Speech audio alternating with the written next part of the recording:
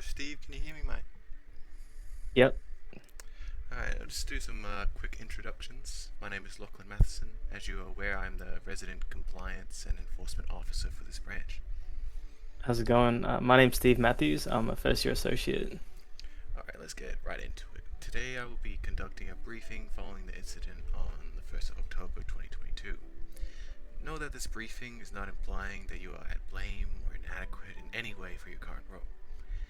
It's just a revision of the requirements, regulations, and standards that our jobs hold to this breach. So this breach and nothing similar happens again. Any questions so far? No, you may proceed. Alright, many topics and legislation will be covered throughout the briefing, so if at any point you have any questions, just let me know so I can clear up any confusion. But before getting into any of the information, I will explain to you why compliance is so important and why it's something everyone should understand. It isn't just rules and regulations that employees should follow. It is the foundation for many aspects of an organization that let it thrive and succeed. An organization needs to run without issue. Most issues that occur are due to human errors. Note that most of these errors are very much avoidable in most cases. So, Steve, how would you address human error in this context? Well, to address this issue, I would try to hire people who are passionate and dedicated about their jobs, so that human error doesn't occur for avoidable reasons such as laziness, poor communication, lack of accountability, just to name a few. Oh, so you would address this issue by vetting your hires and ensuring that they not only understand the rules but are proactive within the confines of their role.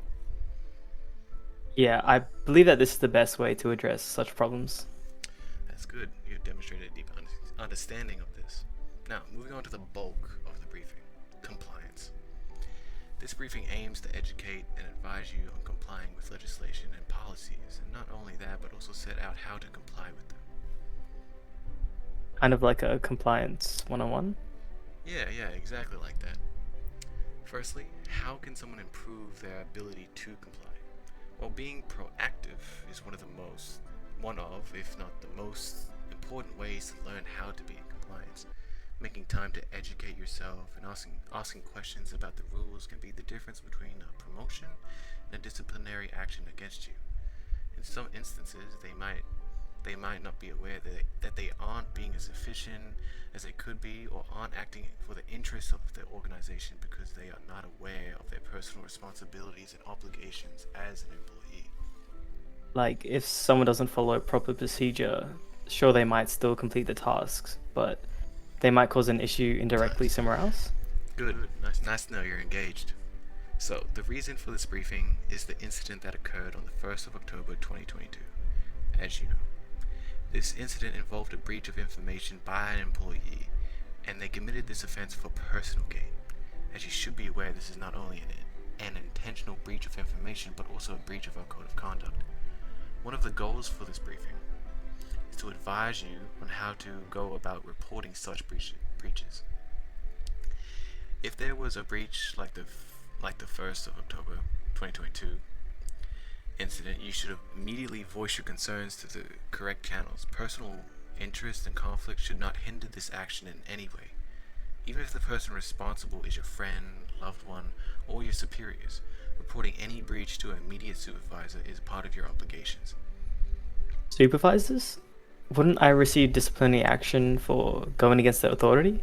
Good question. No, you wouldn't, because protections are put into place for this exact purpose.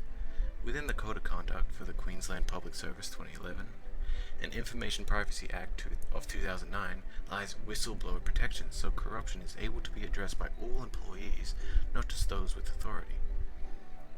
Oh, that makes sense. Alright, now that you are informed, let's move on to non-compliance. As you are aware, there are consequences for being in non-compliance, whether that's something small like being on break longer than assigned, or leaking sensitive information for personal gain. Oh, what type of punishments should I expect if I was in non-compliance? Good question. It all depends on the circumstances of the situations. They differ, ranging from extremely minor, usually unintentional, to extremely major, usually purposeful, with malicious intent, and with this, most cases tend to be criminal. How does the severity get decided?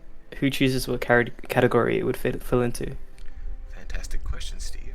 The first question is how the incident is evaluated. The way non-compliance is classified depends on a variety of different considerations. First consideration: the nature of the misconduct, whether it is on purpose or not, and was the individual honest about the misconduct, for example, coming forward themselves or being cooperative with the investigation. The second consideration: the impact and consequence that the misconduct had. For example, was there financial loss, reputational damage to the organization, or anybody involved? The third consideration: the employee's history. Is the employee a repeat offender, or is this the first offense? And the fourth consideration, the final consideration: does this misconduct violate any laws? Through this process, the severity of all non-compliance cases can be decided. That seems well thought out and organized. Yes, it has to be. Now, moving on to your second question: who makes the final decision? This process goes through multiple people to end up at the final decisions. Immediate supervisors handle the initial reporting. HR is involved with the immediate supervisors. Investigation takes place by an independent officer. HR involves the legal team to ensure compliance with the Public Service Act of 2008. And the final decisions usually are made by the agency's CEO or a Director General, or maybe a CEO delegate. After the decision is made, though, the employee is able to appeal to the decision, which allows a second investigation to take place, usually utilizing a third party to lead the investigation. So this procedure goes through all levels of authority, including the alleged suspect, to allow fair and just procedure to take place. Yeah, that all makes sense. I think I have a pretty good understanding of this now. That's good. Do you have any questions for me? Yeah. How would I go about accessing this information in the future? Oh, all legislation I referred to, including the Code of Conduct, is accessible through simply Googling the Queensland Government.